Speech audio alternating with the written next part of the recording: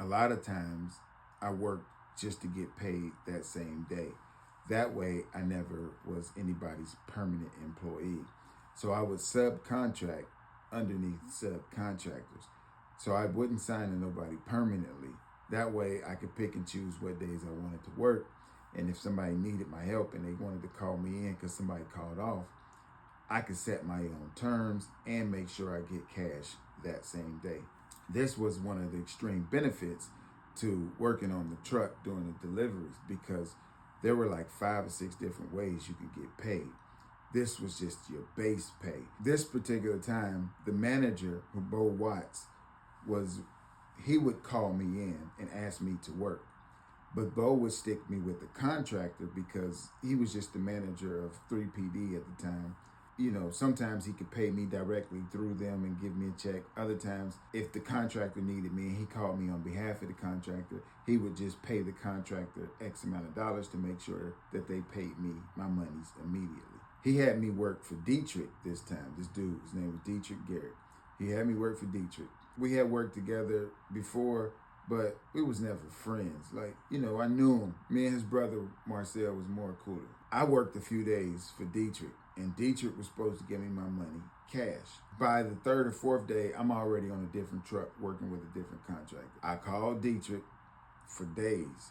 He's not giving me my money. He's not telling me when he's gonna get my money. So this last particular day, I call him and I'm like, yo, when am I gonna get my fucking money? He laughed and hung up.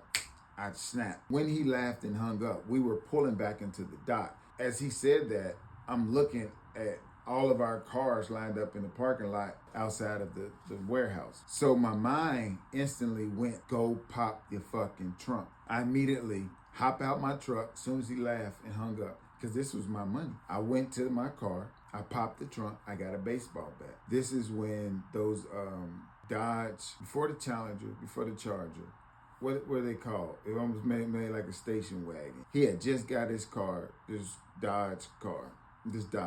I popped the trunk, I went and got my baseball bat.